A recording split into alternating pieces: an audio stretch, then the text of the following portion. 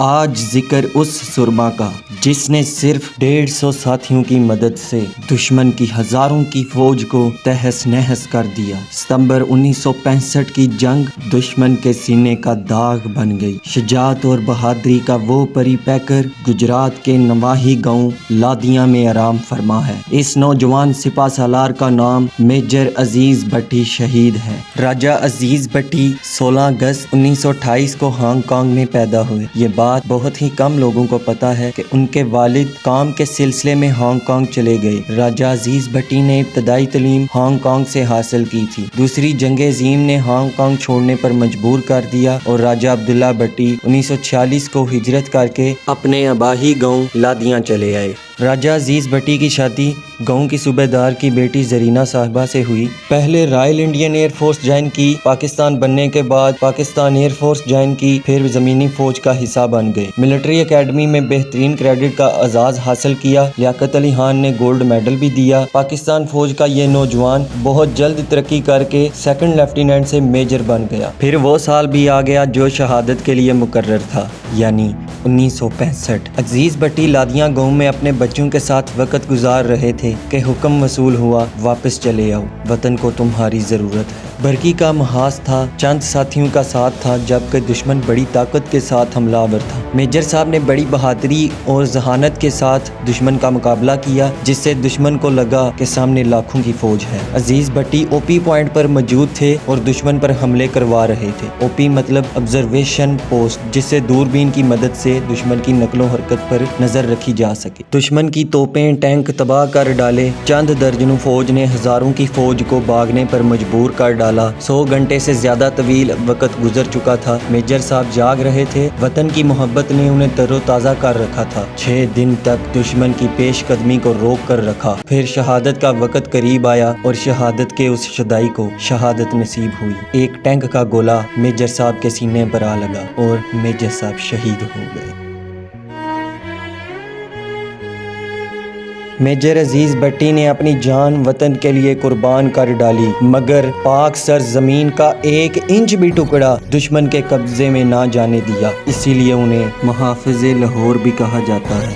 جب میجر عزیز بٹی صاحب کا جنازہ اٹھایا گیا تو خون کے قطرے گرنے لگے۔ ان قطروں میں میجر عزیز بٹی کی والدہ کو میجر عزیز بٹی کی تصویریں نظر آتی تھیں۔ جب ان کو دفن کیا گیا تو ان کے پورے چہرے پر خون تھا، کلین شیو تازہ تھی، کنگھی ہاتھ کی لگی تھی، دائیں کندھے سے خون نکل رہا تھا، سر پر مٹی لگی تھی۔ جس وقت جنگ شروع ہوئی پتہ چلا کہ دشمن کی تعداد زیادہ ہے۔ پھر میجر صاحب نے دعا کی، اے اللہ تیرے محبوب کی والدہ کا نام آمنہ ہے اور والد کا نام عبداللہ ہے، میرے بھی والد کا نام عبداللہ ہے اور والدہ کا نام آمنہ ہے۔ میں اپنے بیٹے سے لادیاں میں وعدہ کر کے آیا ہوں۔ میرے معصوم بیٹے نے کہا کہ پاپا کہاں جا رہے ہیں؟ تو میں نے کہا بیٹا میں جنگ پر جا رہا ہوں۔ ان کے بیٹے نے مکہ دکھا کر کہا پاپا جنگ فتح کر کے آنا ورنہ لادیاں واپس نہیں آنا۔ اے اللہ میرے معصوم بیٹے کی دعا قبول کر لیں۔ اور میجر صاحب پر ٹینک کے 2 فائر کیے گئے، جن میں سے ایک میجر صاحب کو لگا اور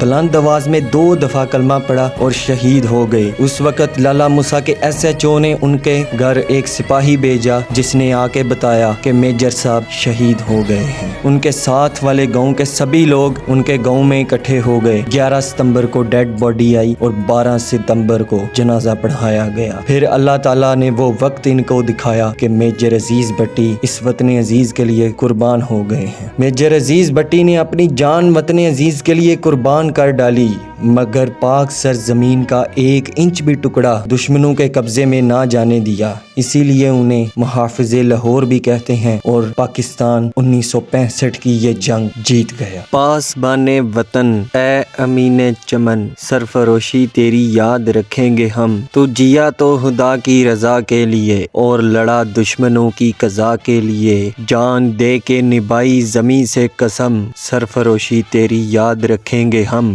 جس کی گودی میں پل کے جواں تو ہوا، جس نے سینچا تجھے آسماں تو ہوا، اس کی ممتا کا تو نے نبھایا بھرم، سرفروشی تیری یاد رکھیں گے ہم۔ آج صحن چمن میں جو ہے رنگ و بو، اس میں شامل ہے تیرا مقدس لہو، ہے لہو ہمارے لیے محترم، سرفروشی تیری یاد رکھیں گے ہم۔ دوستو، جنگ کے دوران میجر صاحب کے کمانڈنگ افیسر نے انہیں رام کرنے کے لیے واپسی کا حکم دیا، جس کے جواب میں پاک سرزمین کے اس بہادر نوجوان نے کہا کہ سر، یہ بڑا نازک محاذ ہے اور میں دشمن کے سبھی حربے جان چکا ہوں۔ نئے افیسرز کو ان کی چالیں سمجھنے میں تھوڑا ٹائم لگے گا، اسی لیے آپ مجھے واپس نہ بھیجیں۔ تو یہ بڑی سوچنے والی بات ہے کہ اگر میجر صاحب وہاں سے واپس چلے جاتے تو کیا ہوتا۔ دوستو، اگر ہم میجر صاحب کی ہسٹری پڑھیں تو ہمیں بہت کچھ سیکھنے کو ملے گا اور ہمارے علم میں بھی بہت زیادہ اضافہ ہوئے گا۔ میجر صاحب ایک بہادر نوجوان تھے، 6 دن تک دشمن کی پیش قدمی کو روک کر رکھا تھا انہوں نے بارڈر پر۔